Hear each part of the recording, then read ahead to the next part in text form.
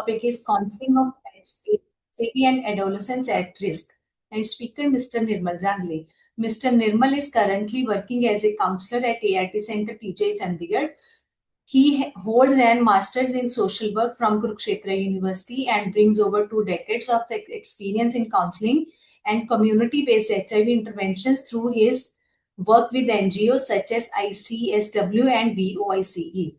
He has also worked as an additional block program officer at the ADC office Panchkula. Over the years, he has delivered several lectures to nursing students on HIV counseling and the social and psychological aspects of HIV, contributing the capacity building and awareness. Now I request Mr. Nirmal to start the session. Thank you.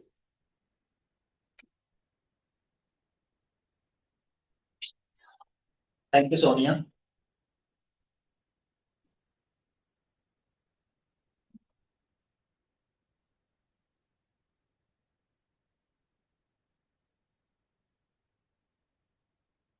आज का जो हमारा topic है वह है counselling of ALHIV and adolescents at risk. इस session के हम ऑब्जेक्टिव्स देख लेते हैं। पहले gain A detailed understanding on 2 distinct population. कौन कौन से? एक तो वर्टिकली इन्फेक्टेड एडोलेसेंट्स और दूसरी हॉरिजॉन्टली इन्फेक्टेड एडोलेसेंट्स। इसके बारे में इसको हम समझेंगे और क्या ये चुनौतियां, क्या ये चैलेंजेस फेस करते हैं, उसके बारे में भी हम इस सेशन में समझेंगे।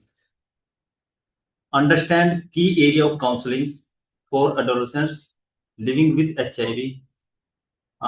की एरिया ऑफ काउंसलिंग कौन कौन से हैं और कौन कौन हमें उसके लिए स्किल्स रिक्वायर्ड होंगी उसके साथ, एडोलेसेंट्स के साथ काम करते हुए काउंसलिंग के दौरान, वो हम इस सेशन में समझेंगे। तो सबसे पहले कौन होते हैं एडोलेसेंट्स? एडोलेसेंट जिसको हम हिंदी में जो लड़कों के लिए कहते हैं कि किशोर और लड़कियों के लिए किशोरी, यानी कि एडोलेसेंट की अगर हम बात करें तो ये असल में ये उम्र होती है कि जब बच्चा धीरे धीरे अपने अडल्टहुड की ओर बढ़ रहा होता है। और आमतौर पे हम WHO के अनुसार कहें या स्वास्थ्य मंत्रालय की या यूनिसेफ की गाइडेंस को देखें तो उसमें ये बताया गया है कि 10 साल से वर्ष से लेके और 19 साल की उम्र तक के जो ये जो आयु होती है ये किशोरावस्था होती है।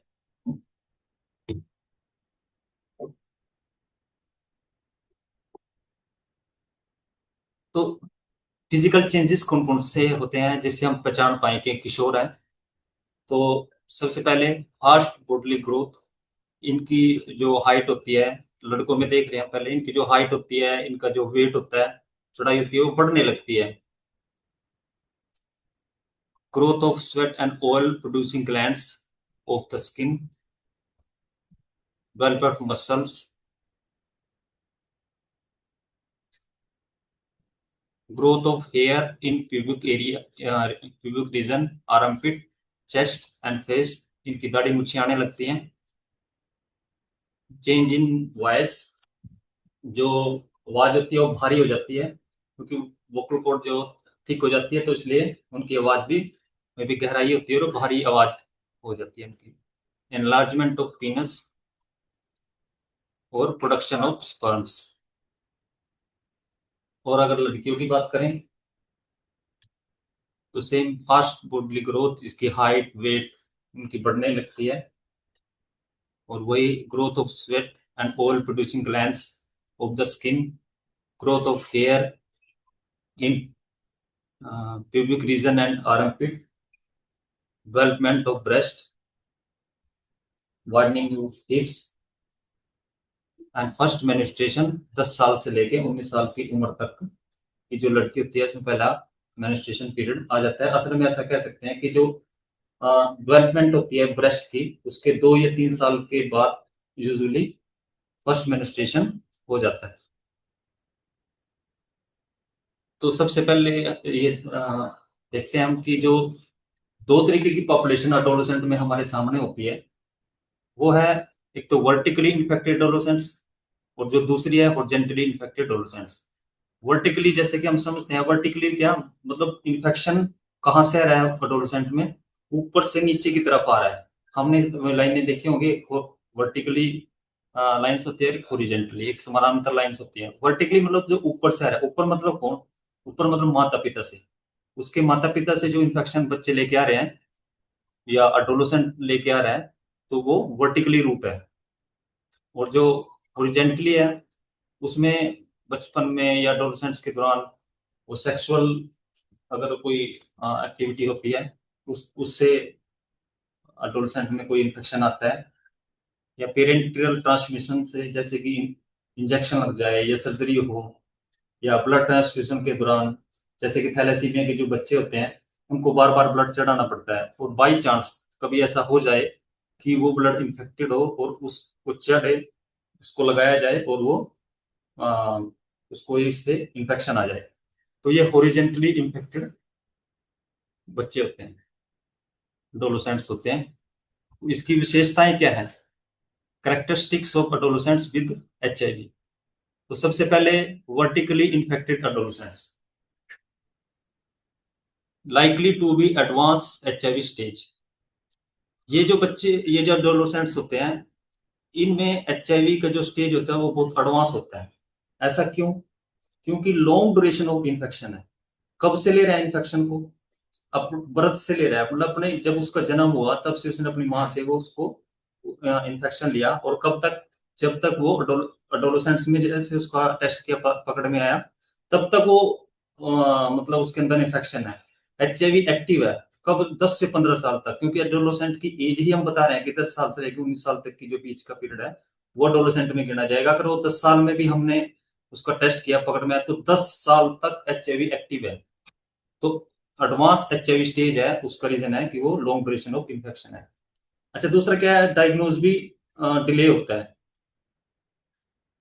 और लाइकली टू बी हैव ओआईज मोर, जो ज्यादा होती है ओआईज अपॉर्चुनिटी इन्फेक्शंस, वो अवसरवादी जो इन्फेक्शन है वो ज्यादा होंगे। क्यों? क्योंकि वो रीजन सेम है कि बहुत लंबे समय तक उनके अंदर इन्फेक्शन है, और वो इन्फेक्शन के होने की वो इतने समय तक एचआईवी होने की वजह से उनकी जो ओआईज हैं, तो वो इम्यूनिटी कम है और ओआईज ज्यादा होती है। हायर मोर्टेलिटी रेट, जाहिर सी बात है ओआईज ज्यादा होंगी, एडवांस एचआईवी स्टेज होगी, तो हाई मोर्टेलिटी रेट भी रहेगी। डिस्क्लोजर ऑफ एचआईवी स्टेटस, इन बच्चों में क्या होता है कि वर्टिकली में खास बात ये रहती है कि इनको जो डिस्क्लोजर होता है, माँ बाप ने इनको मतलब डिस्क्लोज नहीं किया होता, या किया होता है तो आधा अधूरा सा, कच्चा पक्का ऐसा होता है। तो डिस्क्लोजर ऑफ एचआईवी स्टेटस ये तो पार्शियल होते हैं या नहीं होता है, नन होता है। Likely to have experience multiple HIV related doses, उसका क्या कारण है? क्योंकि वो एडोलेसेंट जो वर्टिकली है, तो हो सकता है उसके किसी भाई बहन को, माता पिता को तो है ही, माँ को है, या उसमें पिता का भी हो सकता है। तो अगर उनमें से है तो हो सकता है कि किसी के घर में कोई जिसको एचआईवी हो, एचआईवी से रिलेटेड किसी को इन्फेक्शन हो, वो एक्सपायर हो जाए। तो ये बच्चे ज्यादा, ये जो एडोलेसेंट होते हैं ज्यादा एक्सपीरियंस करते हैं इन बातों का।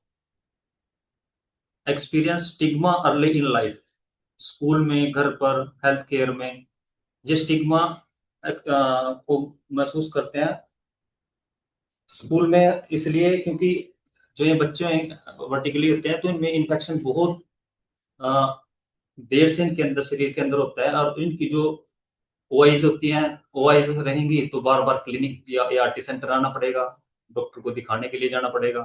एब्सेंटीज ज्यादा रहेंगे, एब्सेंटीज ज्यादा रहेंगे तो फिर तो स्कूल में भी परफॉर्मेंस अच्छी नहीं आएगी। तो जब परफॉर्मेंस दूसरे बच्चों की अच्छी आ रही है और मेरी अच्छी नहीं आ रही है, तो ये बच्चे स्टिग्मा महसूस करते हैं। ऐसे ही घर पे है और ऐसे हेल्थ केयर फैसिलिटीज में भी है। हॉरिजेंटली इन्फेक्टेड एडोलेसेंट्स, इसकी क्या विशेषता है? इसमें अर्ली स्टेज ऑफ एचआईवी, क्योंकि इन्फेक्शन अभी हाल का है और वो अभी एकदम पकड़ में आ गया, तो वो जो स्टेज होता है एचआईवी का, तो वो अर्ली स्टेज होता है। वो अर्ली स्टेज में हो सकता है कि सिम्टोमेटिक हो सकता है एसिम्टोमेटिक हो सकता है सिम्टोमेटिक होगा तो वो उसमें इन्फेक्शन ज्यादा नहीं होंगे। अभी कोई फीवर हो गया या लिम्फ नोड स्वेल हो गई, कोई रैश हो गया, और डॉक्टर को दिखाया, डॉक्टर ने टेस्ट कराया, वो एचआईवी पकड़ में आ गया। लेकिन जो एचआईवी का स्टेज होता है वो अर्लियर होता है, और एसिम्प्टोमेटिक में भी ऐसा होता है कि इसमें एसिम्प्टोमेटिक में हो सकता है कि वायरस लंबे समय तक रह जाता है। ओआईज लेस लाइकली, जो ओआईज होते हैं, अपॉर्चुनिटिक इन्फेक्शंस होते हैं, वो वर्टिकली इन्फेक्टेड एडोलेसेंट्स की अपेक्षा कम होते हैं। Effect on growth and development less likely, जाहिर सी बात है जो वर्टिकली होते हैं उनकी ना ग्रोथ पे भी असर पड़ता है, उनकी डेवलपमेंट पे भी असर पड़ता है।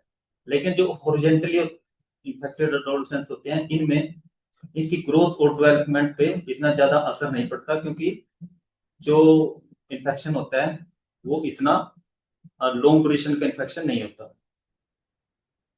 लोअर मोर्टेलिटी लोअर इसलिए होती है वर्टिकली इन्फेक्टेड एडोलेसेंट्स की कंपेरेटिवली, क्योंकि ओआईएस कम है और अभी हाल का इन्फेक्शन है, तो वो जल्दी से उनकी मोर्टेलिटी रेट उनमें कम होता है।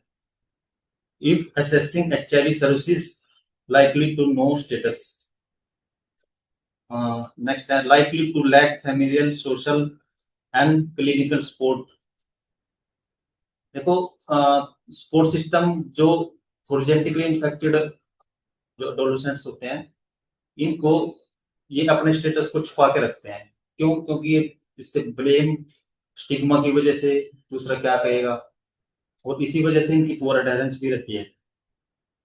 Experience stigma later expedited by stigma related to drugs and sexuality.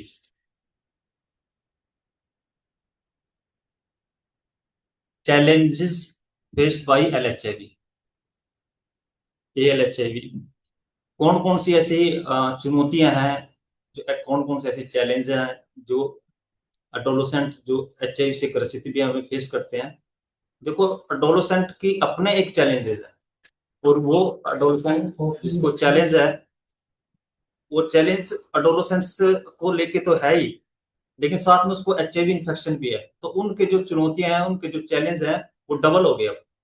तो सबसे पहले तो हम यही देखते हैं कि जो चैलेंजेस होते हैं एडोलेसेंट के, उसमें क्या है कि न्यू कोग्निटिव कैपेसिटी। देखो, कोग्निटिव कैपेसिटी क्या होती है? ये वह क्षमता होती है जिससे हम सोचते हैं, सीखते हैं, तर्क करते हैं, समस्याओं का हल करते हैं। तो ये अपने आप में एडोलेसेंट के सामने एक चुनौती हो जाता है। क्यों? क्योंकि वो महसूस करते हैं कि उनके जो एक्सपीरियंस है ना, उनकी जो जो उन्होंने सीखा है, जो उन्होंने समझा है, जो उन्होंने अनुभव किया है, वो यूनिक है, और उन्होंने जो अनुभव किया है वो मतलब दूसरे को वो चीज वो समझ नहीं पा रहे हैं दूसरे लोग।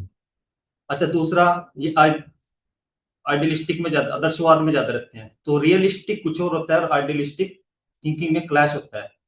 उनके दृष्टिकोण से क्या होता है कि कोई कुछ भी कहेगा या कुछ भी अलग होगा तो वो सहन नहीं करते हैं। इसमें दूसरा है इवॉल्विंग डिसीजनल कैपेसिटी, या निर्णय क्षमता है। तो इस इसको लेके भी चैलेंज खड़ा होता है एडोलेसेंट के सामने। Struggle for independence. Struggle for independence किससे स्ट्रगल है? इंडिपेंडेंस के लिए। क्योंकि अभी जो लोग उनको टोका टाकी करने वाले हैं वो है माता पिता, तो उनको इंडिपेंडेंस चाहिए, एडोलेसेंट को आजादी चाहिए, उनको स्वतंत्रता चाहिए, और मतलब स्वतंत्रता चाहिए। और उधर पेरेंट्स हैं, पेरेंट्स उनकी सुरक्षा को लेकर चिंतित रहते हैं, माता पिता उनके, तो उनको उस चीज में स्ट्रगल खड़ा होता है, और ये चैलेंज है। वो एडोलेसेंट सोचता है कि जो मैं कर रहा हूँ, जो मैं समझ रहा हूँ, वो मेरे माता पिता नहीं समझ रहे हैं। क्वेश्चन अथॉरिटीज, डॉक्टर्स, ये बहुत सारे क्वेश्चंस पेरेंट्स के सामने, डॉक्टर के सामने रखते हैं। Need to identify with peers. किशोर जो होते हैं ना, वो अपनी पहचान को खोज रहे होते हैं कि मैं किस ग्रुप में फिट रहूंगा, जिससे वे खुद को अकेला भी महसूस करते हैं। और कुछ और ऐसे होते हैं जो शर्मीले होते हैं, बातचीत करने में, जिनको दोस्त बनाने में भी दिक्कत होती है, तो ये भी उनके सामने चैलेंज है। Pre occupation with self image. इस एज में जो अपनी छवि बनाने में बिजी रहते हैं, कभी कभी हमने देखा होगा जो एडोलेसेंट की जो एज होती है उसके सामने खड़े होकर में कंघी करते रहेंगे मिरर के सामने, शीशे के सामने। और रिस्क टेकिंग बिहेवियर, इस एज में रिस्क टेकिंग बिहेवियर बहुत होता है। और ये हम सबका अनुभव होगा कि हम जब रोड पे जाते हैं तो देखेंगे कि टू व्हीलर है, वो एडोलेसेंट है, बच्चे स्कूल जा रहे हैं, टू व्हीलर होएगा, बिठाए होंगे 3 और विदाउट हेलमेट, रेड लाइट होगी उसको भी जंप कर देंगे। इतना रिस्क टेकिंग बिहेवियर है। मतलब ये सोचते हैं कि बस वो कहते हैं ना, उसका डायलॉग भी है कि आज हम उसके कि आज आज मौत से हमारी अपॉइंटमेंट है, मतलब ये सोच के चलते हैं। दूसरा challenges with HIV infection, HIV associated stigma and discrimination. Stigma क्या होता है? स्टिग्मा होता है negative attitude.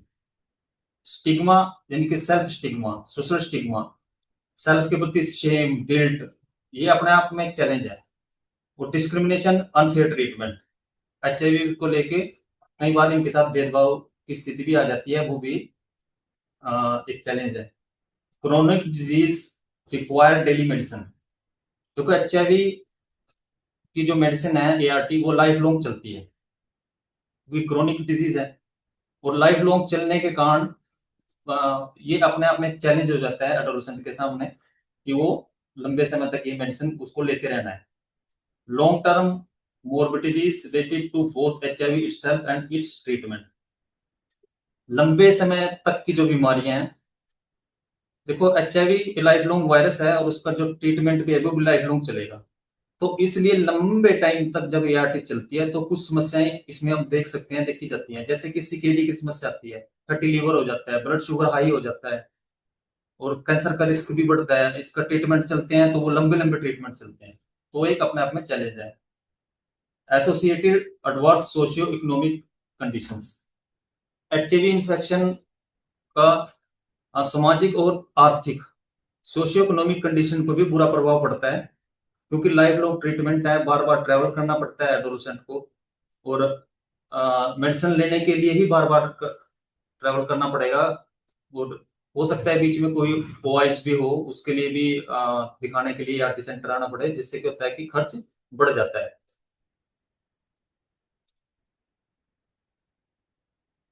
Challenges faced by vertically infected adolescents, जो सिर्फ वर्टिकली इन्फेक्टेड एडोलेसेंट्स हैं उनमें क्या चैलेंज फेस करते हैं कि उनकी जो फिजिकल ग्रोथ होती है वो पुअर होती है, डिले पुबर्टी होती है, जो पुबर्टी की एज होती है वो भी, जो लक्षण होते हैं पुबर्टी के वो भी देर से दिखाई देते हैं। जैसे कि ब्रेस्ट डेवलपमेंट है वो 13 साल तक की जो गर्ल्स होती हैं, जो एडोलेसेंट्स होती है, उसमें दिखाई देने लगते हैं, लेकिन वो उससे भी लेट हो जाती हैं।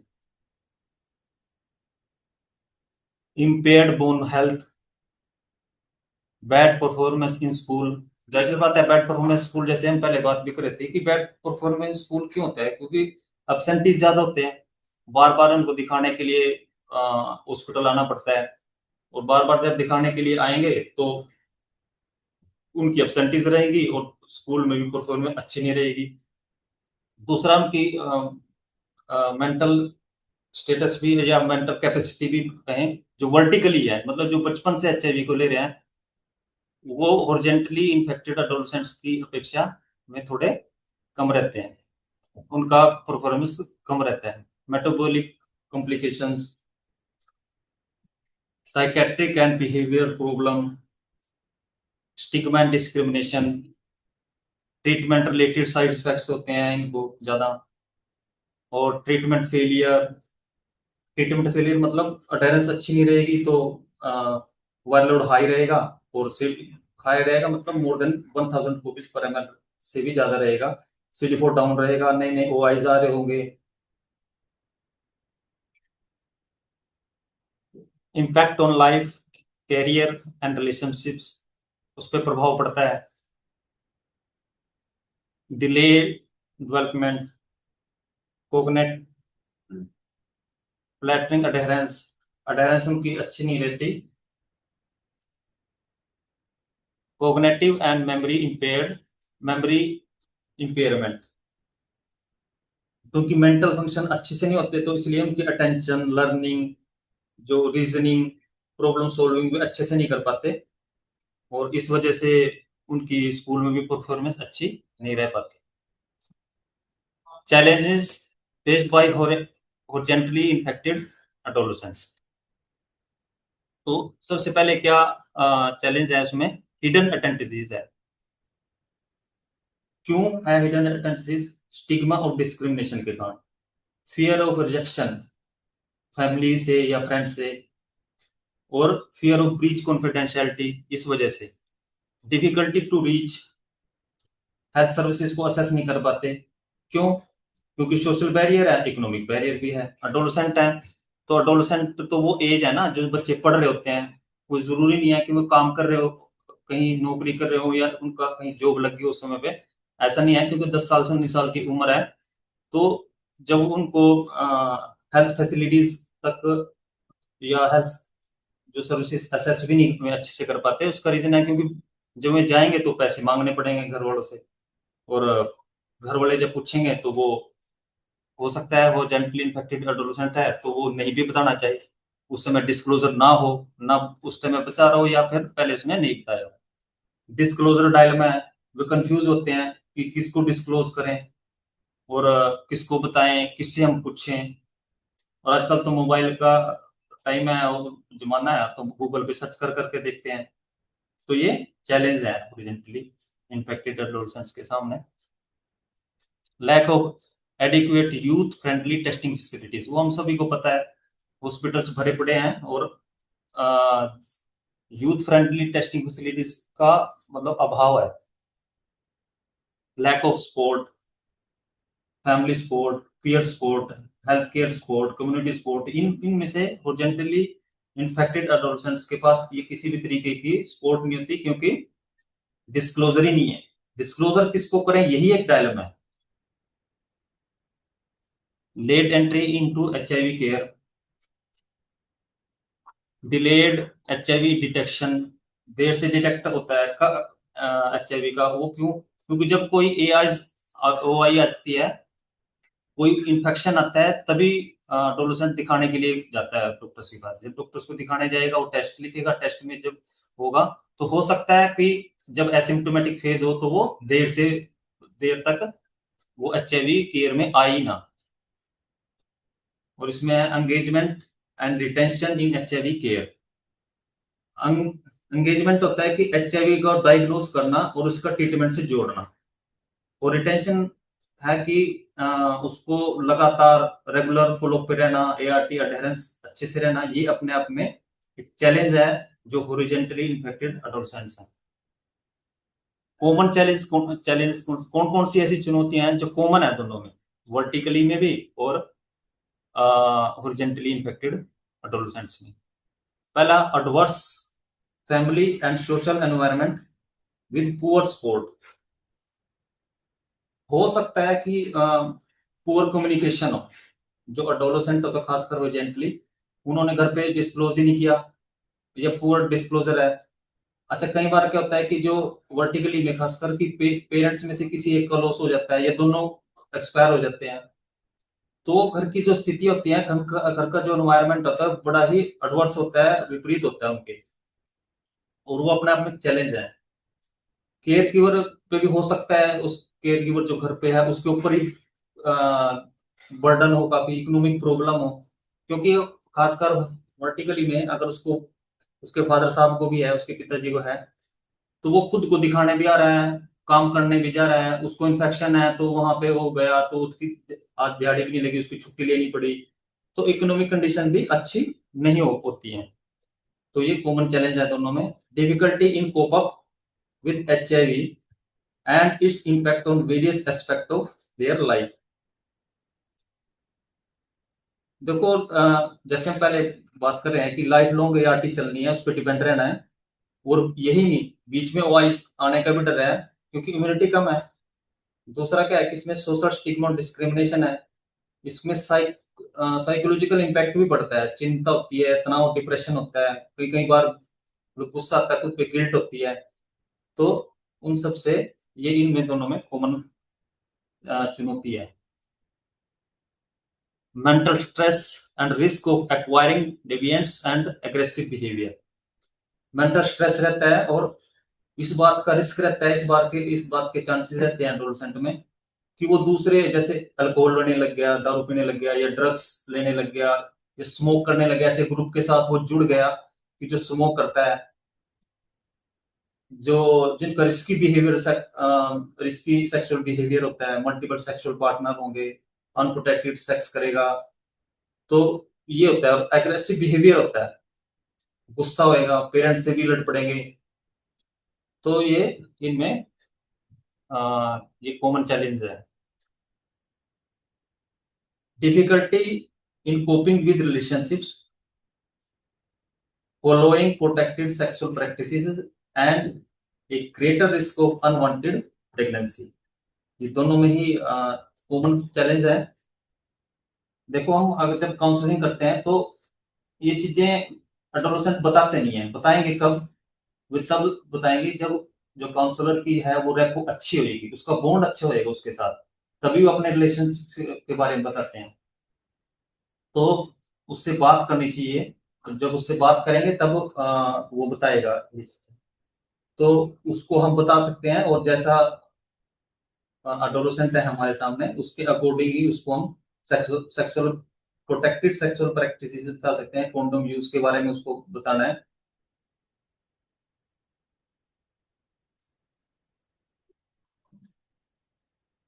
Education and care related challenges, जो एजुकेशन को लेके और करियर को लेके भी उनकी चिंताएं रहती हैं कि हम कुछ कर पाएंगे कि नहीं, हम आगे कुछ बढ़ पाएंगे कि नहीं।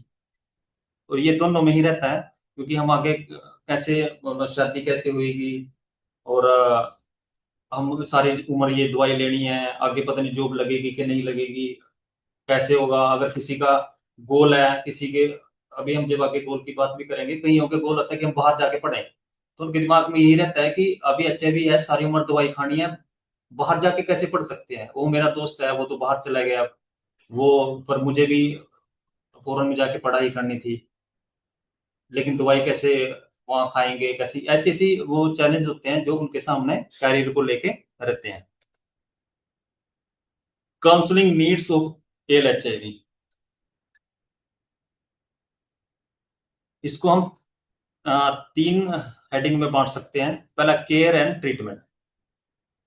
देखो, HIV care and treatment, sex and HIV life skills, ये तीन हेडिंग में हम इसको बांट सकते हैं।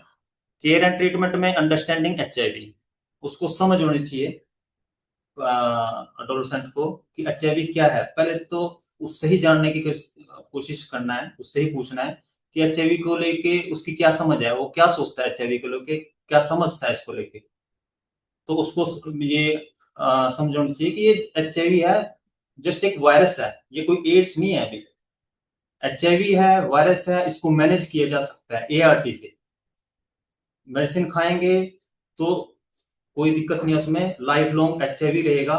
पर जो एआरटी है वो भी लाइफ लॉन्ग चलेगा, वो कोई 1-2 दिन या 2-4 महीने के लिए चलने वाली मेडिसिन नहीं है, बल्कि वो लाइफ लॉन्ग खानी है। सिर्फ खानी ही है, दिन में जब मर्जी खा ली, ऐसा नहीं है, बल्कि ट्रीटमेंट अडेरेंस रहना चाहिए। ट्रीटमेंट अडेरेंस का मतलब हर दिन दवाई लेनी है और सही समय पे दवाई लेनी है, हर दिन और सही समय। ये नहीं है कभी सुबह खा ली, कभी दोपहर को खा ली, कभी शाम को, नहीं। जो समय है, जो टाइम उसने फिक्स किया है, काउंसलर के साथ बैठ के जो प्लान किया अभी हम उस टाइम पे खाएंगे, तो वो वही टाइम पे उसको रखना है। डिस्क्लोजर है, इसके बारे में भी काउंसलिंग की जरूरत पड़ती है। उसको काउंसलिंग करना चाहिए कि वो फैमिली में या अपने केयर गिवर को, या जहां उसका कंफर्टेबल लेवल है वहां डिस्क्लोज करना है। क्यों?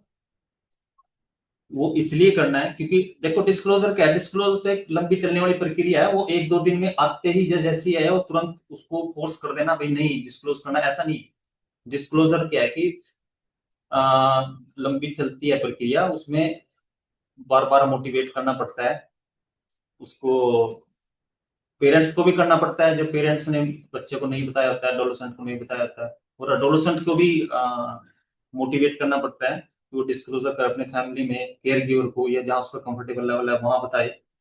उससे होएगा क्या कि उससे अटेंडेंस उसकी अच्छी रहेगी। हेल्थी लिविंग, उसको ये भी समझाना है, ये काउंसल करना है कि कोई अल्कोहल नहीं, ड्रग्स नहीं लेनी है, स्मोकिंग नहीं करना है, और एक्सरसाइज करना है जरूर, सही समय पे सोना है, जागना है। ऐसा नहीं है कि मोबाइल लेके बैठे रहे और बस उसमें आधी आधी से भी ज्यादा रात निकाल दी। और ऐसा भी नहीं है कि ऐसे ग्रुप के साथ लग के स्मोक करता है और उसके साथ ही, अच्छा ऐसा कहने से तो कोई एडोलेसेंट मानता नहीं ना। तो उसको हम तरीके से भी समझा सकते हैं। स्मोक करता है तो उसको बता सकते हैं, देखो अगर स्मोक करेगा ना तो होठ काले हो जाएंगे, कोई पसंद भी नहीं करेगा। तो इस तरीके से हम समझा सकते हैं उसको। अच्छा, न्यूट्रिशन, न्यूट्रिशन के बारे में भी बताना है कि अच्छी डाइट होनी चाहिए, खाना पीना अच्छा होना चाहिए।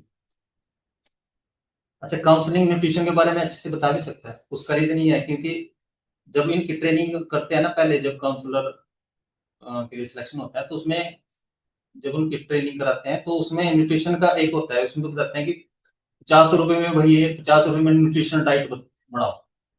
तो 50 रुपए में न्यूट्रिशन डाइट बनानी है। तो वो एक तरीके से ये समझाने की या ये सीखने की वहां पे जंग होती है कि हम जब काउंसलिंग करें तो हम कैसे न्यूट्रिशन के लिए काउंसल करेंगे सामने वाले, ताकि वो कम पैसे में भी हो और वो न्यूट्रिशनल डाइट भी हो, और वो एडोलसेंट को यहाँ मोटिवेट भी करना है कि वो अच्छे से डाइट ले। दूसरा, sex and HIV, growing up and changing behaviour. जब बढ़ रहे हो एडोलसेंट में होते हैं तो जाहिर सी बात है कि उनका बिहेवियर भी चेंज होता है, बढ़ रहे होते हैं, उन्हें कुछ करने की, सोचने की भी स्वतंत्रता होती है, डिसीजन मेकिंग की भी होती है, तो वहां पे उनको काउंसलिंग की जरूरत पड़ती है। सेक्स एंड रिलेशनशिप्स, इसके बारे में पूछना चाहिए। अब वो पूछेंगे काउंसलर कब ये उम्मीद कर सकता है कि एडोलेसेंट उसको बताएगा, वो तब बताएगा जब उसकी रेपो उसके साथ अच्छी होगी, जब उसके साथ उसका बॉन्ड अच्छा होएगा, उससे पूछना पूछना है। फिर दूसरा, उसको सेफर जो सेक्स प्रैक्टिसेस हैं उस पर जोर जोर देने के लिए उसको इस तरीके से काउंसलिंग करनी चाहिए। प्रेगनेंसी प्रिवेंशन है, जो सेक्सुअली एक्टिव गर्ल्स होती हैं उनको भी अगर ये लगता है कि वो ऐसे बिहेवियर में है तो उसको प्रेगनेंसी प्रिवेंट करने के लिए वो बताना चाहिए कि वो कॉन्डोम यूज करें। नेक्स्ट है लाइफ स्किल्स, कम्युनिकेशन स्किल। देखो एडोलसेंट में कम्युनिकेशन, अब तो मतलब कम्युनिकेशन स्किल्स इस एज में सीखते हैं बच्चे। तो कोई डर हो, कोई कंफ्यूजन हो, तो उसको बताने के लिए उसको प्रोत्साहित करें, उसको एनकरेज करें कि एचआईवी के बारे में, ट्रीटमेंट के बारे में बात करे, पूछे। हैंडलिंग स्टिग्मा एंड डिस्क्रिमिनेशन, उसके बारे में आगे भी स्टिग्मा और डिस्क्रिमिनेशन के बारे में हम कैसे इसको हैंडल करता है, एक अलग से स्लाइड है उसमें हम बात करेंगे। उसको भी, उसके ऊपर भी उसको लाइफ स्किल की जब हम काउंसलिंग कर रहे होते हैं तो उसको बताना है। Decision making, planning for future, key principles of communicating with adolescents. कौन कौन से ऐसी सिद्धांत है, ऐसी ऐसी बातें हैं जो प्रिंसिपल्स हैं जिसको हमें नजर के सामने रखना है। सबसे पहले है अंडरस्टैंड देयर इंटरेस्ट, उनका इंटरेस्ट किस में है, उसको उसको समझना है, उसका इंटरेस्ट किस में है। दूसरा, एड्रेस देयर कंसर्न, अगर अच्छी रेपो बिल्ट है ना काउंसलर की तो वो बहुत सवाल पूछते हैं और उनको कंफ्यूजन होती है, तभी तो उनके सवाल खड़े हैं। तो वो उनकी कंफ्यूजन को दूर करना चाहिए और इस चीज का ध्यान रखना चाहिए कि वो ये सवाल पूछें। कई बार वो नहीं पूछते लेकिन पूछें, ऐसा कोशिश करनी चाहिए उसको। काउंसलर ने अपनी तरफ से पूछना चाहिए ताकि वो भी अपनी कंफ्यूजन से जो अपने जो उसके सवाल हैं वो भी वो पूछे। Constructively respond to their feelings, जब हम एडोलेसेंट से बात कर रहे होते हैं तो अच्छे से लिसनिंग करनी चाहिए, मतलब ध्यान से, ऐसा लगना चाहिए उसको भी कि ये मेरी बात सुन रहा है, मुझे अटेंशन दे रहा है। और ताकि वो अपने जो उसका जो नेगेटिव जोन है ना उससे वो निकले, उससे निकले और बात करे, वो महसूस करे कि मेरी बात कहीं से अच्छी जगह सुनी जा रही है, तो उसको फुल अटेंशन देनी चाहिए। Help the adolescents with adherence to ART, उसको हेल्प करनी चाहिए एडोलेसेंट को कि वो जो अलार्म लगाए या कैलेंडर बना ले ताकि वो अडेरेंस पे रहे, उसके साथ प्लान करे, काउंसलर को उसके साथ प्लान करना चाहिए, क्योंकि उससे बात करेंगे तो हम पता चलेगा वो किस टाइम पे स्कूल जाता है और शाम को क्या करता है, दवाई कब लेगा, कैसे लेगा, वो सारी बातें उसके साथ करनी है ताकि वो भूले ना, अडेरेंस उसकी अच्छी रहे और टाइम भी सही रहे। न्यूट्रिशन काउंसलिंग, देखो न्यूट्रिशन क्या है, वो इम्यून सिस्टम को मजबूत करता है। अच्छी डाइट होगी तो इन्फेक्शन कम आएंगे, इम्यून सिस्टम अच्छा रहेगा और एआरटी की इफेक्टिवनेस भी बढ़ेगी। तो इसके ऊपर भी बात करनी चाहिए। डूज एंड डोंट्स, कौन कौन सी बातें ऐसी हैं जो काउंसलर को करनी है उनसे बात करते समय, और कौन सी बातें ऐसी हैं जिनको नहीं करना है। तो सबसे पहली बात है बी ट्रूथफुल। बी ट्रूथफुल होना है, हर बात में बी ट्रूथफुल होना है। किसमें, जो हम जो जानते हैं और जो नहीं जानते हैं। जो नहीं जानते तो हमें बताना है कि हम नहीं जानते, इसके बारे में हमें पता नहीं है।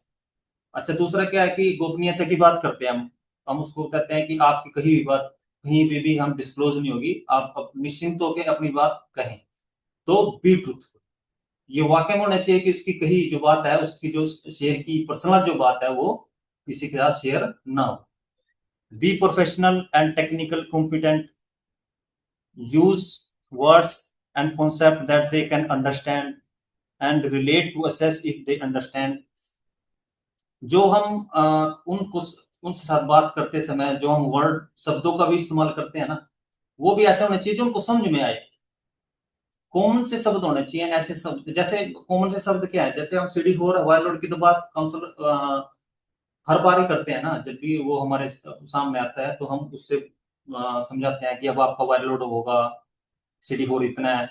तो ये बातें हम करते हैं। CD4 हम उसको कहेंगे CD4 तो उसको समझ नहीं आएगा, हम कहेंगे वायर लोड में समझ में नहीं आएगा। तो CD4 सेल, जबकि हम जब बात करेंगे उसको समझाएंगे तो ऐसा समझाना है, आसान से शब्दों में समझाना है कि देखो CD4 क्या है।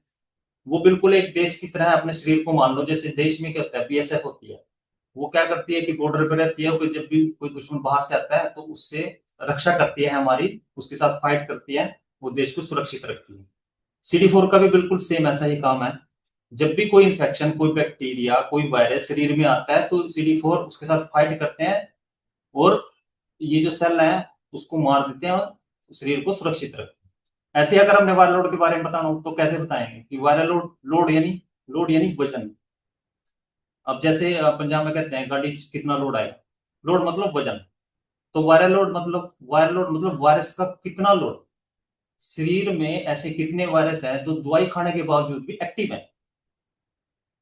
तो इस तरीके से हम उसको समझा सकते हैं। अगर वायर लोड अच्छा है तो बताना कि आपका वायर लोड बहुत अच्छा है, क्योंकि वो TND है, टारगेट नॉट डिटेक्टेड है। वो कोई भी वायरस ऐसा नहीं है जो एक्टिव फॉर्म में हो, क्योंकि आप दवाई बहुत अच्छे से खाते हो। तो इस तरीके से हम समझा सकते हैं। Use pictures and flip chart to explain, give all the information और choices and have them decide what to do. सारी इंफॉर्मेशन और चॉइस उसके सामने रखना है। ट्रीट ऑल एडोलसेंट इक्वली, सभी को एक जैसा व्यवहार करना है। Equal means equal respect, equal support. Accept that they may choose to show their individuality in dress और लैंग्वेज। देखो क्या है कि ये जो एडोलसेंट होती है ना, ये डेवलपमेंट स्टेज है, ये नॉर्मल डेवलपमेंट स्टेज है, और इसमें आजादी चाहिए, आइडेंटिटी चाहिए, पीयर एक्सेप्टेंस चाहिए, उसको सारी चीजें चाहिए। तो कैसे मिलेगी उसको, तो वो अपना अपना तरीका अपना लेता है। हर एडोलसेंट अपना एक तरीका अपनाता है। जैसे जैसे कोई हेयर स्टाइल बनाए, कोई म्यूजिक में अच्छा हो जाएगा, कोई जिम जाएगा, बॉडी बनाएगा। अच्छा, इस तरीके से हम अपने आप को एक्सप्रेस करते हैं। इसलिए इन चीजों को लेके उनके साथ कोई भेदभाव नहीं करना चाहिए और एक जैसा व्यवहार उनके साथ रहना चाहिए। दूसरा, अब जो बातें हमें नहीं करनी है, क्या नहीं करनी, इनएक्यूरेट इंफॉर्मेशन उनको नहीं देनी। जो बात नहीं आई ऐसा नहीं कहना नहीं नहीं भाई ठीक है कोई बात नहीं तो दवाई खा ठीक हो जाएगा, नहीं ऐसा नहीं। भाई दवाई खानी पड़ेगी, सारी उम्र भी खानी पड़ेगी, लेकिन खाओगे, अटेंडेंस अच्छी रखोगे तो सब काम कर सकते हो। शादी भी हो सकती है, बच्चे भी हो सकते हैं, पढ़ाई भी अच्छी हो सकती है, जॉब भी कर सकते हो। वे बातें कह सकते हैं पर गलत इंफॉर्मेशन नहीं देनी। थ्रेटनिंग टू ब्रेक कॉन्फिडेंशियलिटी, उसने कोई बात पर्सनल अपनी कोई बात बताई एडोलेसेंट ने, आपने रेपो बिल्ड भी कर ली, अच्छे से हो गया सब कुछ, और उसने फेक में और अपनी बात बता भी दी। तो ऐसा उसको धमकाना नहीं है, भाई देख अगर नहीं ये करेगा तो ये बात मैं तेरे पेरेंट्स को बताऊंगा। या फिर आया हमने कहा भाई देख तेरे फादर साहब का नंबर ले रखा, अगर नहीं दवाई खाएगा तो मैं फोन भी कर दूंगा, ऐसा नहीं, या तेरे घर पे पहुंच जाएंगे, ऐसे धमकाना नहीं है उसकी उससे। उसने कहा है, डिस्क्लोजर नहीं हुआ तो वो एक लंबा लंबा प्रोसेस है, उसको धीरे धीरे उसको मोटिवेट करना है कि डिस्क्लोज करे। लेकिन इस संदर्भ में अगर बोले तो उसकी कोई भी पर्सनल बात, कोई भी कॉन्फिडेंशियलिटी उसको ब्रीच नहीं करनी है। Give them all the information that you think you will they will understand using medical terms, they will not understand। ऐसी मेडिकल टर्म यूज करती है उसको समझ में नहीं आ रहा है, ऐसे नहीं, उसको सिंपल सामान्य शब्दों में ही समझाना है। Telling them what to do because you know the best and they are young. वो भाई ये तो भी छोटे हैं, इसको नहीं इतनी समझ में आएगी, ऐसा नहीं सोचना। आप समझाओगे अच्छे तो समझेगा वो, आप समझाओगे सामान्य सामान्य भाषा में तो समझ जाएगा, चाहे मेडिकल की भाषा में जाओ तब भी वो समझेगा। तो गाइड करना है उसको, डिक्टेट नहीं करना है, बस ये सोचना है। Being critical for of their appearance और behaviour unless it relates to their health और वेलबींग। असल में क्या है कि जो हम बात कर रहे होते हैं ना एडोलेसेंट के साथ या किसी भी पेशेंट के साथ, खास एडोलेसेंट की बात हो रही है तो एडोलेसेंट में भी कि अगर हम उससे बात कर रहे होते हैं ना, तो हम मुंह से बोले ना बोले लेकिन हमारे हाव भाव बोलते हैं। और उसकी इसलिए उसकी जो अपीयरेंस को लेके हो या फिर जैसा भी उसका अपीयरेंस है उसको लेके हमने ऐसा हमारा व्यवहार नहीं होना चाहिए, व्यवहार अच्छे से ही होना चाहिए। Using the 5 as in ALHAV, ये 5 एज हैं जो काउंसलर यूज करते हैं। और इसको तो बल्कि ये तो मैं तो ये कहूंगा कि ये इसको बड़ा करके अपने उसके सामने रखना चाहिए कि हम कोई भी चीज इसमें से छूटे ना हमारे से। क्या? सबसे पहले असेस, दूसरा एडवाइस, तीसरा एग्री, चौथा असिस्ट और अरेंज। हमारी जो काउंसलिंग है वो इसी तरीके से होनी चाहिए कि हमें असेस करना है। पहले क्या असेस करना है? अडोलोसेंट्स के गोल असेस करने। हर व्यक्ति एक गोल होता है, तो वो अडोलोसेंट का भी गोल क्यों नहीं होगा? उसके गोल पे उसकी फीलिंग्स पे भी उसकी फीलिंग्स को असेस करना चाहिए। ये नहीं है कि उसके पेरेंट्स की और उसके केयर गिवर क्या चाहते हैं उस पर हमें ध्यान देना नहीं। अभी अडोलोसेंट क्या चाह रहा है, उसका गोल क्या है, उसको क्या बनना है? क्या आप तो कंप्यूटर में कोई अच्छा होना चाहता हो या कुछ उसको ऐसा करना है? Patient physical and mental status, physical और मेंटल स्टेटस को भी असेस करना है। आज वो आया है, आज वो खुश है बहुत ही, अगली बार आया तो अगली बार उतना खुश नहीं है, तो हमें ध्यान रखना है। ऐसा नहीं अभी वो हर बार आएगा खुश खुश होता है, ऐसा नहीं। हो सकता है कि किसी ने उसको डांट के भेजा हो, या हो सकता है कि उसी किसी के साथ अपने दोस्त के साथ लड़ाई हुई हो, ऐसा कुछ हो सकता है। तो वो पेशेंट का हर बार असेस करना है। सेक्सुअली एक्टिव है या नहीं है, उसके बारे में भी हमने ध्यान रखना है कि वो सेक्सुअली एक्टिव है या नहीं। अदर रिस्क बिहेवियर बीच में छूट गया, यंग वुमेन फॉर प्रेगनेंसी, उसको भी असेस करना है। Other risk behaviour for HIV transmission, ऐसा तो नहीं है कि उसका बिहेवियर इस तरीके का रिस्की हो कि वो इन्फेक्शन, अपना इन्फेक्शन किसी को दे दे। जैसे कि किसी की गर्लफ्रेंड है मान लो, या किसी का बॉयफ्रेंड है, हो सकता है अगर हम असेस नहीं करेंगे उसके कि सेक्सुअली एक्टिव है कि नहीं है और उसके रिस्की बिहेवियर को असेस नहीं करेंगे, हो सकता है वो किसी को दे दे, वो किसी को HIV इन्फेक्शन दे दे दे जाए। उसको असेस करना है हमने कि वो उसका ग्रुप क्या है, वो सारी चीजें। Adolescents knowledge, belief, concern and daily behaviour, daily behaviour क्या करता है, स्कूल किस टाइम समय जाता है वहां, जब अभी जो 18-19 साल के एडोलेसेंट होते हैं वो स्कूल गोइंग भी होते हैं, तो उसके दोस्त कौन कौन है और वो क्या ग्रुप है उसका, किसी खेल का ग्रुप है या म्यूजिक का ग्रुप है या कहीं ऐसे नशे वालों का ग्रुप है, तो वो उसका बिहेवियर भी हमें असेस करना चाहिए। स्पोर्ट स्ट्रक्चर क्या है, फैमिली में स्पोर्ट है या फैमिली सपोर्ट सिस्टम कैसा है, वो सारा हमने जज करना है। उसके अकॉर्डिंग एडवाइस करना है using plain, neutral and non judgmental attitude and language. हमारी जो एटीट्यूड होना चाहिए नॉन जजमेंटल होना चाहिए, उसको जज करके नहीं बैठना है। करेक्ट, क्या करेक्ट करना है? Inaccurate knowledge and fill the gaps. जब उससे बात करेंगे तो हमें पता चलेगा कि इस जो ये समझता है, जो इसके पास नॉलेज है, वो कितनी करेक्ट है और कितनी इनकरेक्ट। जो इनकरेक्ट नॉलेज है उसको करेक्ट करना है, और जो गैप्स हैं उसको फिल करते जाना है। On being young and living with HIV, on sex activity, इस पे एडवाइस करना है। सेक्सुअल एक्टिविटी पे कॉन्डम यूज या कॉन्ट्रासेप्शन एंड पॉजिटिव प्रिवेंशन पे उसको एडवाइस करना है। Couple counselling and disclose HIV status, बहुत सारा जो होते हैं या MSM होते हैं, जैसे MSM उसका कोई दोस्त है या उसकी जो जो यंग, जिसको बोल रहे हैं हम अडोलेसेंट होते हैं, क्योंकि जो अडोलेसेंट होते हैं वो, उसको भी हम वैसे 3 भागों में बांट सकते हैं, जैसे अर्ली एडोलेसेंस है, मिडिल एडोलेसेंस है और लेट एडोलेसेंट है। जो लेट एडोलेसेंट है ना, वो 18 से 19 साल के थे, और अर्ली एडोलेसेंट में 10 से 14 साल है। तो जो लेट एडोलेसेंट होते हैं 18 से, उनको हो सकता है उसकी गर्लफ्रेंड या बॉयफ्रेंड हो, तो हमें कपल काउंसलिंग करने की भी जरूरत पड़ सकती है। तो अगर कभी ले उसको, अगर किसी ऐसी कोई गर्लफ्रेंड या बॉयफ्रेंड आया, उसने डिस्क्लोज किया, तो उसको बुलाना है, उसकी काउंसलिंग भी करनी है। On peer support, on adherence, फिर agree, choose place to receive treatment and support, disclose their HIV status. Disclose their HIV status to whom, किसे डिस्क्लोज करना है, इसके लिए एग्री करना है। किसको? माता पिता को, किसी भाई को, या जहां उसका कंफर्टेबल था उस लड़के को, किसी को जहां पे वो डिस्क्लोज कर सकता है। ऑन हाउ, कैसे, और when they wish to disclose their status, इस पे एग्री करना है। On the role that the adolescent and other for care and treatment, on treatment plan, उस पे जब हम बैठते हैं, उसका ट्रीटमेंट शुरू होता है, तो उसके एक प्लान बनाते हैं कब वो मेडिसिन लेगा, और वो एक एज ए इजी टाइम जिसपे एग्री होते हैं भी हाँ ये समय सही है, ताकि उसका अडेरेंस अच्छा रहे। Own goals that reflect the adolescents priorities, assist कैसे करना है, रिटर्न और pectoral summary of the plan, जो हमने प्लान बनाया है उसको पिक्चर के माध्यम से या फिर लिख के ऐसा असिस्ट उसको कर सकते हैं कि वो ऐसे पिक्चर बना ले, या फिर कोई रिटर्न पे नोट बना ले। Referral to adolescent friendly health workers and services, ऐसी जगह रेफर करना पड़ सकता है, उसको पड़ता है कई बार, जो कहीं दूसरी सर्विसेज के लिए भी। तो जो फ्रेंडली हेल्थ वर्कर है ना, एडोलेसेंट्स के बारे में सीखते हैं, क्योंकि हम काम कर रहे होते हैं तो हमें पता है कि वो सामने वाला जिसके पास हम भेजूंगा वो अच्छे से उसके साथ बिहेव करेगा, तो उसको उसके पास हमने रेफर करना है।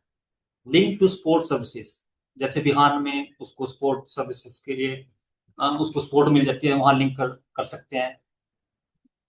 ट्रीटमेंट एंड अदर मेडिकेशंस, उसके लिए कहते हैं condom and contraceptions, skill to assist with self management and adherence, obstacles to adherence. कौन कौन सी, देखो जब अडेरेंस की हम बात करते हैं तो ये जरूर लाजमी है कि कुछ बैरियर आएंगे, उन बैरियर को समझना है। उससे बात करते हैं जब, उन बैरियर को समझना है और कैसे बैरियर्स हट सकते हैं, कैसे उनको हम रिमूव कर सकते हैं, उसको उसमें उसकी असिस्ट करना, उसकी हेल्प करनी। Patient psych physical, mental and social health. Next है arrange, what the adolescent will do in the time between visit to you, क्या करता है उस बीच के टाइम में, आपके पास तो 1 महीने के बाद आने वाला है, उसके बीच में क्या क्या करता है वो उसको अरेंज करना है। उससे जब हम बात करेंगे तो पता चलेंगी बातें। For the next appointment date, उसके बारे में उसको बताना है कि आपको इस तारीख को इस डेट पे यहाँ आना है हम हमारे पास। For referral, for group counselling और रिलायबल सपोर्ट ग्रुप, उसके लिए भी हम रेफर कर सकते हैं।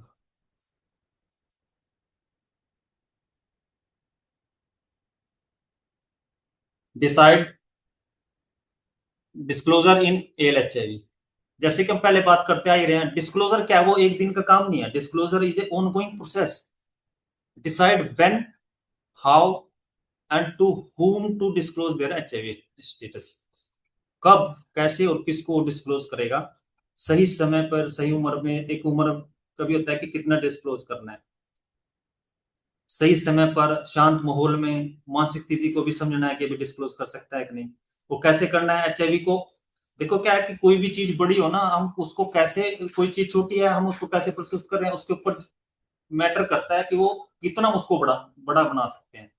एचआईवी को भी अगर हम सरल शब्दों में इसको बताएं तो वो समझता है कि एचआईवी क्या है, कैसे करता है, क्या करता है, ये रोगों से लड़ने की ताकत को कम करता है। और दवाइयां हैं, एआरटी है, एआरटी को खाते हैं, एक मेडिसिन है, एक टैबलेट है, सिंगल टैबलेट खानी है हर रोज, और वो वायरस को पूरा ब्लॉक कर देती है। कोई घबराने की बात नहीं है। जब वो इस तरीके से बताते हैं तो एचआईवी का डर भी थोड़ा कम होता है। If encourages adolescent to take more responsibility and participate in their own care. It improves retention in care. जाहिर सी बात है, अगर डिस्क्लोजर होगा तो अडेरेंस अच्छी रहेगी, रिटेंशन अच्छा रहेगा। अगर डिस्क्लोजर अभी डिस्क्लोजर दोनों साइड वो उसकी बात हो रही है कि उसको किशोर को भी डिस्क्लोज हो और उसके पेरेंट्स को भी डिस्क्लोज हो। Adolescents need ongoing support for disclosure. उसको ये नहीं है कि एक बार उसको मोटिवेट कर दिया और बस हो गया काम, नहीं, उसको बीच बीच में भी सपोर्ट की जरूरत पड़ेगी और उसको डिस्क्लोज करने में, और वो एनकरेज करना है। एनकरेज द पेरेंट्स और care giver to assume responsibility for disclosure.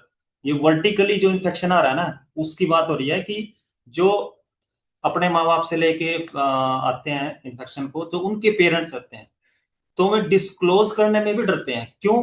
क्योंकि उनको डर होता है कि बच्चा क्या समझेगा, कैसे रिएक्शन करेगा, क्योंकि माँ परिवार का तो भावनात्मक संबंध है ना उसके साथ, उसको तनाव होगा। तो वो उसको पेरेंट्स को भी मोटिवेट करना है, उसको उत्साहित करना है कि वो बच्चे का एचआईवी स्टेटस डिस्क्लोज करे, क्योंकि वे जो पेरेंट्स होते हैं माता पिता के सबसे ज्यादा करीबी होते हैं। Managing the barrier to disclose इन वाइटल बैरियर्स तो आएंगे डिस्क्लोज करने में, तो उसको भी हमने रिमूव करना है और उसके लिए केयर गिवर का सपोर्ट करना है। Counsellor should be accessible and open the question answering queries. ऐसा नहीं है काउंसलर के पास तो भीड़ लगी पड़ी है, एडोलेसेंट को कुछ पूछना है और वो पूछ ही नहीं पा रहा है, और वो जब आ रहा है उसको एडोलेसेंट को चाहिए 10 मिनट और काउंसलर सोचा 2 मिनट में निपट जाए, ऐसा नहीं। काउंसलर असेसेबल होना चाहिए और उसके हर क्वेश्चन का किसी भी तरीके को क्वेश्चन होगा उसकी आंसर देने की उसको मतलब कोशिश करनी चाहिए। ये हम बात कर ही चुके हैं कि ऑनगोइंग प्रोसेस है। Linking with required services. देखो 2 तरीके की सर्विसेज हैं। एक तो वे जो एनएसीपी के अंडर आती हैं। पहला, एआरटी सेंटर में रजिस्ट्रेशन कराना और उसका ट्रीटमेंट चलना, ये एनएसीपी के अंदर आता है। तो आईसीटीसी उसको मतलब पहले टेस्ट करेंगे और देन उसको एआरटी में रेफर कर देंगे। देन एसटीआई क्लिनिक और एसटीआई क्लिनिक में रेफर करना है अगर उसको ऐसे सिम्टम्स आते हैं। एसटीआई क्या होता है? सेक्सुअली ट्रांसमिटेड इन्फेक्शन जो होते हैं, ये मेनली वो इन्फेक्शन होते हैं जो सेक्सुअल कॉन्टैक्ट से बनते हैं, जैसे एचआईवी, सिफिलिस, गोनोरिया। और आरटीआई होते हैं रिप्रोडक्टिव ट्रैक इन्फेक्शन। ये जरूरी नहीं है कि सेक्सुअली है, ये सेक्स से भी आ सकते हैं, पुअर हाइजीन से भी आ सकते हैं, और अनसेफ जो अबॉर्शंस होते हैं उससे भी आ सकते हैं। ये रिप्रोडक्टिव ट्रैक इन्फेक्शन के सिम्टम्स हैं, तो उसके लिए भी फैसिलिटीज है, उसको वहां पे एसटीआई क्लिनिक में रेफर कर सकते हैं। 4S स्क्रीनिंग, अब 10S स्क्रीनिंग होगी, जिसको हर रोज मतलब आईआरटी सेंटर में स्क्रीन किया जाता है। फ्री टीबी ट्रीटमेंट भी मिलता है। एनसीडी स्क्रीनिंग ये भी हर रोज होती है। जो नॉन कम्युनिकेबल डिजीज होती हैं, जैसे डायबिटीज होगी, बीपी हो गया, या कैंसर हो गए, ये नॉन कम्युनिकेबल जो डिजीज होती है उसकी स्क्रीनिंग होती है। हेपेटाइटिस बी और सी, इसकी स्क्रीनिंग भी होती है। हालांकि कुछ आईसीटीज में ट्रिपल एच का होता है, जहाँ पे हेपेटाइटिस बी और सी की स्क्रीनिंग पहले हो जाती है। ये भी एनएसीपी के अंदर फैसिलिटीज है। टीआई प्रोजेक्ट्स होते हैं, अगर हमें लगे कि ये एडोलेसेंट किसी सेक्सुअल एक्टिविटी में है, एमएसएम में है, एमएसएम है या कोई आईड्यूज है, तो उसको टारगेट इंटरवेंशन जो प्रोजेक्ट्स होते हैं उसके साथ उसको एडोलेसेंट को लिंक कर देना चाहिए। कम्युनिटी केयर सेंटर्स हैं और ड्रॉप इन सेंटर्स हैं, ये दोनों ही ऐसे हैं जिसमें काउंसलिंग, ट्रीटमेंट, फॉलोअप, ये सब फैसिलिटीज ड्रॉप इन सेंटर में और कम्युनिटी केयर सेंटर्स में ये मिलती हैं। ये फैसिलिटीज भी एनएसीपी के अंडर होती हैं। दूसरी कुछ फैसिलिटीज हैं जो दूसरी हैं, जैसे एडोलेसेंट हेल्थ क्लिनिक्स। असल में ये जो क्लिनिक्स होते हैं ना, ये आरकेएस के एक भारत सरकार का प्रोग्राम है, उसके अंडर चलती हैं राष्ट्रीय किशोर स्वास्थ्य कार्यक्रम। इसमें तो होता है, इनका स्टाफ अलग से होता है, इसमें एमओ होता है, स्टाफ नर्स होती है, काउंसलर होते हैं। जो पीएससी है ना, पीएससी सीएचसी या डिस्ट्रिक्ट हॉस्पिटल है, उसमें सेंटर हेल्थ क्लिनिक्स मिल जाते हैं। डी एडिक्शन सेंटर्स है, उसमें हम रेफर कर सकते हैं, उसमें लिंक कर देना चाहिए। लीगल हेल्थ सेल्स है, एडवोकेट्स है, उसके लिए या दूसरी जो एजेंसीज है उसमें हमने इसको लिंक कर देना चाहिए। How to handle their issues, कौन से इश्यूज हैं? सबसे पहले स्टिग्मा। स्टिग्मा को कैसे हैंडल करेंगे एडोलसेंट? देखो क्या होता है कि जो स्टिग्मा है ना, उसको पहचाना वो आता कैसे है? स्टिग्मा आता है लैक ऑफ नॉलेज से, डर से, मिथ से। अब जो इन चीजों से है तो जाहिर सी बात है इन चीजों को दूर कर दो तो स्टिग्मा नहीं आएगा। तो दूसरा, जो एडोलसेंट का जो सपोर्ट सिस्टम है ना वो स्ट्रॉन्ग होना चाहिए। ऐसा स्ट्रॉन्ग सपोर्ट सिस्टम खड़ा करो, जैसे फैमिली मेंबर्स हैं, पीएलएचआईवी नेटवर्क है, या काउंसलर है आरटी सेंटर के, तो उसको ये जो स्टिग्मा है वो नहीं आएगा। अच्छा, तीसरा, अपना आप को एजुकेट करो, काउंसलर को, एडोलसेंट को एजुकेट करो कि वो समझे कि एचआईवी कैसे ट्रांसमिट होता है, आरटी क्या काम करती है, और पीएलएचआईवी के राइट्स क्या हैं, लीगल राइट्स क्या हैं। जैसे HIV AIDS prevention and control act है 2017 का, तो वो उसके बारे में जानेगा तो उसको पता लगेगा यार नहीं ऐसी नहीं है, मतलब हमारे पास कुछ है, उसको नॉलेज होगी इस बात की। डिस्क्लोजर पीएलएचआईवी की चॉइस है, डिस्क्लोजर की जो हम बात करें उसको फोर्स नहीं कर सकते हम, उसको समझाना है। उसे बताओ कि पीएलएचआईवी की सपोर्ट है सभी को, पीएलएचआईवी को सभी को, वो जरूरी नहीं है कि सभी को पीएलएचआईवी को वो डिस्क्लोज करता है। दूसरा है difficulty in identify with HIV negative peers. देखो दोस्तों सभी को चाहिए, हमें भी चाहिए, तो मतलब नेगेटिव को भी चाहिए, तो पीएलएचआईवी को भी चाहिए, उसको भी फ्रेंड्स चाहिए। पर उसको जब हम इस इशू को हैंडल करना सिखाएं तो उसको बताना है कि अपने एक या दो फ्रेंड ऐसे बनाओ जो अच्छे हों, जो मेच्योर हों, जो रिस्पेक्ट करते हो उसकी। और सभी को अपना स्टेटस उनको डिस्क्लोज करने की जरूरत नहीं है। अच्छा, कॉमन फ्रेंड्स भी कहाँ बनाने हैं? जैसे अगर मैं स्पोर्ट्स में अच्छा हूँ तो स्पोर्ट्स में अपना दोस्त बनाऊं, म्यूजिक में अच्छा हूँ म्यूजिक में, गेम में अच्छा हूँ तो गेम में, स्टडी में अच्छा हूँ तो स्टडी में। जहां उसका पीयर स्पोर्ट ग्रुप है उसको ज्वाइन कर लो। और सबसे बड़ी बात, ये सेल्फ एक्सेप्टेंस होनी चाहिए, ये स्वीकार करना है कि मेरा एचआईवी स्टेटस है। पर HIV status is just an one part, एक पार्ट है ये, वो सारी आइडेंटिटी नहीं है मेरी, मैं कुछ और भी हूँ। तो फिर ये इस इशू को हम ऐसे हैंडल कर सकते हैं। Anxiety about sexual relationships and future planning, तो कुछ चिंता तो होती है, ये कहां से आती है? ये भी डर से आती है चिंता। फियर ऑफ रिजेक्शन है, फियर ऑफ ट्रांसमिशन है, फियर ऑफ डिस्क्लोजर है।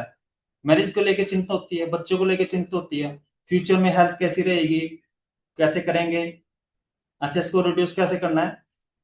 कि उसको समझाना है एडोलेसेंट को इस इशू को लेके कि देखो एआरटी अगर रेगुलर लेते हैं ना, बिना अडेरेंस अच्छी रखते हैं, हर रोज मेडिसिन लेते हैं, तो वायरल लोड टीएनडी रहता है। और टीएनडी का मतलब ऑलमोस्ट जीरो या जीरो ट्रांसमिशन। अगर आप डब्ल्यूएचओ की वेबसाइट पे पढ़ते हैं तो देखोगे वहां पे भी मतलब हम जब उसको देखेंगे तो उसमें है कि U is equal to U, यानी कि undetectable is equal to untransmittable. और दूसरा, कॉन्डम यूज कर रहे हैं, एआरटी भी ले रहे हैं, तो हाई प्रोटेक्शन है और भी, तो वो उसके पार्टनर को या उसकी मैरिज जब होती है तो उसके वाइफ को नहीं जाता है, सेक्सुअल हेल्थ लाइफ जी सकते हैं। अच्छा, क्या है कि जब किसी को एचआईवी है तो जरूरी नहीं है उसके बच्चे को, इसकी वाइफ को भी एचआईवी होगा। अगर उसने अच्छे से मेडिसिन खाते हैं, वारलोड टीएनडी रहता है, तो वो ट्रांसमिट नहीं होता और बच्चे नेगेटिव हो जाते हैं। नेक्स्ट है ना, concern about the care of sick family members. देखो, फैमिली मेंबर्स अगर बीमार है तो कंसर्न या चिंता होना नॉर्मल सी बात है, लेकिन उसको इस तरीके से समझा सकते हैं कि चिंता करने के बजाय ना जो सिंपल केयर प्लान है उसको बना लेना चाहिए। सिंपल केयर प्लान क्या क्या होता है? उसमें मेडिसिन होती है, अपॉइंटमेंट्स होती हैं, और डेली केयर कैसे करनी है वो होती है। मेडिसिन में मेडिसिन का चार्ट बना दो, डोज टाइम पे दो। अच्छा, डोज जो दे रहे हैं वो खत्म होने से पहले ही उसको लेके आ जाओ, ताकि वो मेडिसिन की चिंता रहे। अपॉइंटमेंट्स ये देख लो कि कब जाना है। अच्छा, जाना है तो फिर ट्रांसपोर्ट का क्या सिस्टम है उसके बारे में देख लो।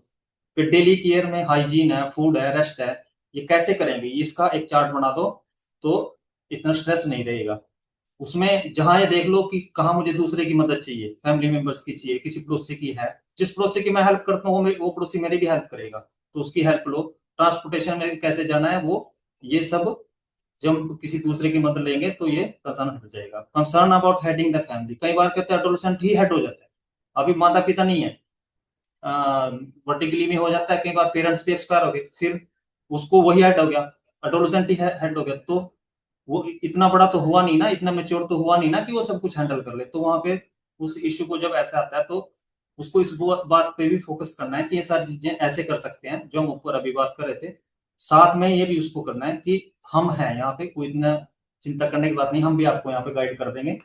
और देखो सभी कुछ अपने हाथ में नहीं होता, सभी कुछ ये मत सोचो कि मैं सब कुछ कंट्रोल कर लूंगा, कई चीजें ऐसी होती हैं जो कंट्रोल में नहीं भी होती हैं, तो उनको लेके ज्यादा चिंता नहीं करनी।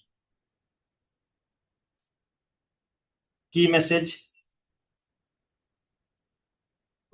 according to WHO, adolescents are individual in the age group of 10 to 19 years and are in transition period from being children to adult। ये हम सभी को पता है कि 10 से 19 साल का जो पीरियड है वो अडोलेसेंट है। अडोलेसेंट मतलब वे लोग, वे बच्चे जो अभी चल रहे हैं, उनका सफर है कहां तक का, अडल्टहुड तक का, अडल्ट बनने का। तो वो ये चीज है। Counselling adolescents is neither like counseling children or nor like counseling adults। Normalization can be used to reassure clients that feelings such as guilt and anger are common or normal reaction। ये normal reaction है। अगर adolescent ऐसा कोई guilt या कोई गुस्से में कोई बात कह भी रहा है तो वो नॉर्मल रिएक्शन होता है, उसको समझना चाहिए। पेरेंट्स को भी अगर यहाँ एआरटी सेंटर में भी कभी ऐसा एडोलेसेंट ऐसा व्यवहार कर भी दे तो कोई उसको ओवर रिएक्ट नहीं करना चाहिए। Depending on the mode of acquisition of HIV, ALHIV को दो भागों में बांट सकते हैं। इसके सीधे सीधे मतलब यह है कि वर्टिकली इन्फेक्टेड एडोलेसेंट होते हैं और हॉरिजॉन्टली इन्फेक्टेड एडोलेसेंट। ये हम पहले बात कर चुके हैं कि 5 A's हैं, और ये ही IMAI है, यानी कि integrated management of adult illness approach है, जिसके बारे में अभी बता रहे थे कि इसको तो अपने आंख के सामने रखना चाहिए कि 5 A's को, कि असेस, एडवाइस, एग्री, असिस्ट और अरेंज, कि हम कोई पॉइंट ये हमसे छूट ना जाए, हम इस तरीके से चलें। ये काउंसलर्स के लिए ये उसकी आंख के सामने रहना चाहिए। Key principles of communicating with adolescents are understand their interest, address their concern, constructively respond to their feelings and help the adolescent with adherence to ART। जो सबसे प्रायोरिटी चीज है कि उसको अडहेरेंस पे रहना है, उसकी अडहेरेंस अच्छी रहनी चाहिए। तो हम सभी काउंसलर को ये चीजें समझनी पड़ेंगी, उनको इस प्रिंसिपल को ध्यान में रखना पड़ेगा। रेफर टू देम, जहां पे भी जरूरत हो वो उसको रेफर करना है। एडिशनल सपोर्ट की जरूरत है, और इंश्योर फॉलोअप। रेफर कर दिया उसके बाद पूछा भी नहीं, ऐसा नहीं होना चाहिए, फॉलोअप भी करना है, उसको पूछना है कि आप वहां गए थे तो क्या रहा। तो ये आज का हमारा सेशन है। Thank you. किसी का कोई क्वेश्चन या क्वेरी हो तो वो पूछ सकता है। Thank you so much sir.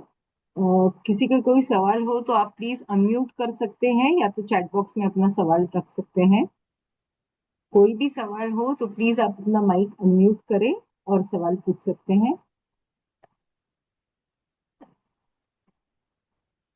ये Sunil sir. Kiran sir, please confirm if mic access has been given. Okay. Dr. Sushil sir, if you can please. I have unmuted. Thank you, ma'am. Thank you. Can I go ahead with the question? Please go ahead with the question, sir.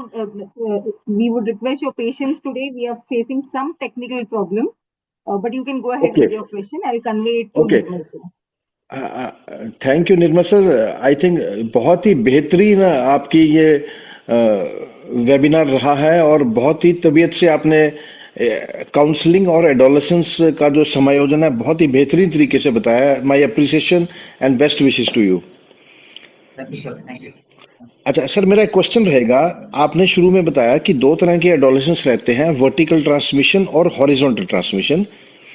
हाँ जी sir मेरा आपसे question है कि जैसा हमने देखा कि vertical transmission तो जन्म से लेके एचआईवी इन्फेक्शन के साथ आता है, तो जब तक वो एडोलेसेंस में आता है तो उसके साथ जो दिक्कतें हैं, जटिलताएं हैं, वो अलग हैं।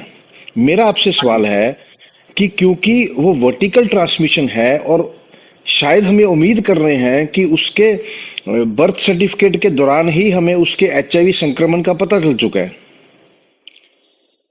जी। अच्छा नहीं सर, उसमें क्या होता है कि जरूरी नहीं है कि वो जब उसका बर्थ हो तभी उसका एचआईवी टेस्ट भी करा लिया जाए। वो बाद में हो सकता है कि उसका, हम जिसकी वर्टिकली इन्फेक्टेड की हम बात कर रहे हैं तो वो बाद में है जिसका टेस्ट हुआ है। एक तो वो है जो मान लीजिए सर वोरोजेनिकली वो है जिसका भी वो मान मतलब लीजिए सर इन्फेक्शन उसका है, छह और महीने में, जिसका एक टेस्ट साल में, वो है क्योंकि जो माँ उसको बाप से इन्फेक्शन तो इन्फेक्शन लेके पेरेंट्स से आया आया है। हुआ है।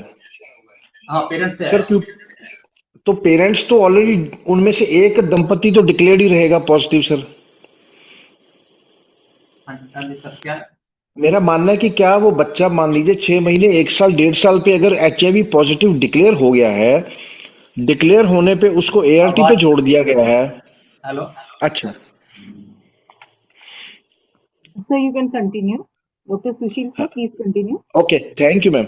सर मेरा कुछ सवाल था कि क्योंकि मान लीजिए एक नवजात बच्चा जो कि 1-1.5 साल पे एचआईवी स्टेटस से डिक्लेयर हो चुका है, हमने उसको एआरटी पे ले लिया, तो 10 साल तक आते आते उसकी अगर एडेरेंस ठीक है तो एडोलेसेंस पे क्यों फर्क पड़ेगा? सर उसके एडोलेसेंट पे फिर भी फर्क पड़ता ही है क्योंकि उसका इन्फेक्शन एक लंबे समय तक का इन्फेक्शन हो गया है। एक नहीं मतलब सर, 10 अगर वो, साल तक वो, क्योंकि अगर माँ उसकी से एडेरेंस ठीक है, बेबी इन्फेक्शन नेविरेपिन आ रहा है सिरप ले रहा है, और वो तो लंबे मेरा समय सवाल तक था कि, इन्फेक्शन है, 10-12 साल तक उसका इन्फेक्शन है, तो वो उसका फर्क पड़ता ही है फिर भी।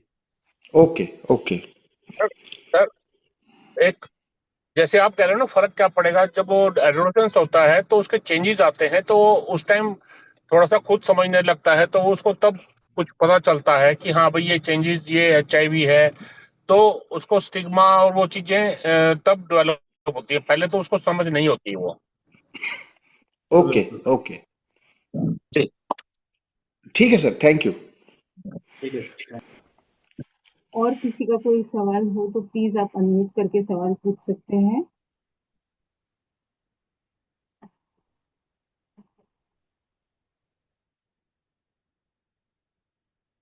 So I don't think there are any questions. Kiran sir, can we thank you so much, sir, for facilitating this session. Kiran sir, can you quickly run the feedback poll?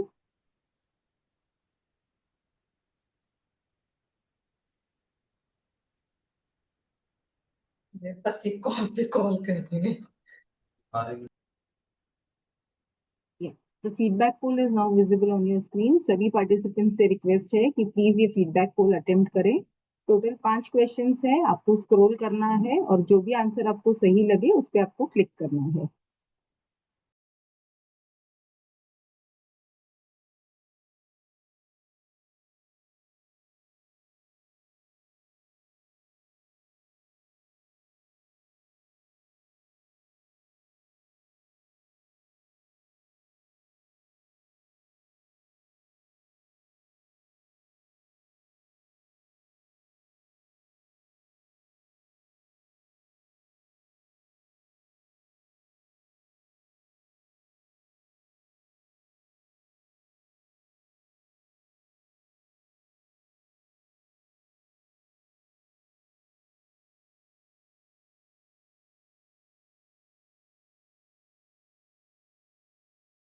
Requesting all the participants to please attempt the feedback poll.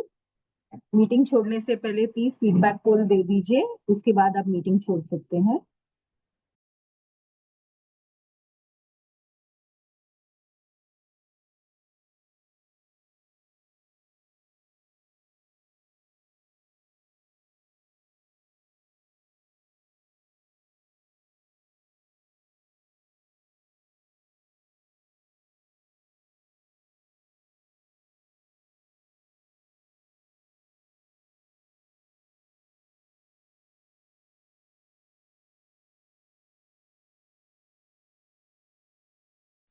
Kiran sir, we can end the feedback poll now. Thank you to all the participants for patient listening.